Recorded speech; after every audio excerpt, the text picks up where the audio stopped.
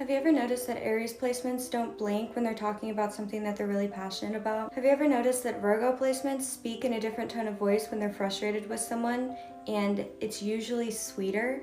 Have you ever noticed that when Gemini placements cry, a lot of times like their tears never fall. They just stay in their eyes. They never quite hit the cheek. Have you ever noticed that Leo placements often prefer to send a super long text with instructions than call somebody to explain something?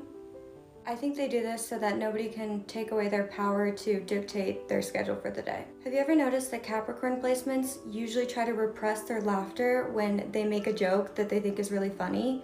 And this is often the funniest part of the joke. They don't want to get caught laughing at their own jokes, so they internalize their chuckles like a...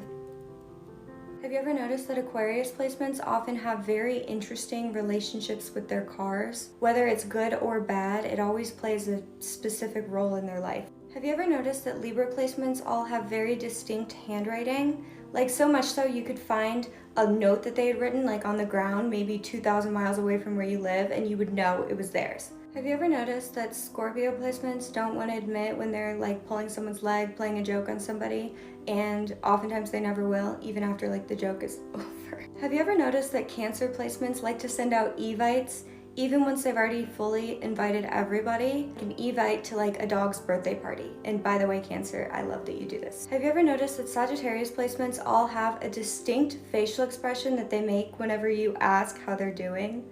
They all have like their go-to, and that it's very telling. Have you ever noticed that Taurus placements either don't cough as much as most people, or they cough a lot more? It makes sense, Taurus rules the throat, but like this isn't something I would have expected to like exist unless I'd noticed it. But just think about the Taurus placements you know. Do they cough? Do they cough a lot?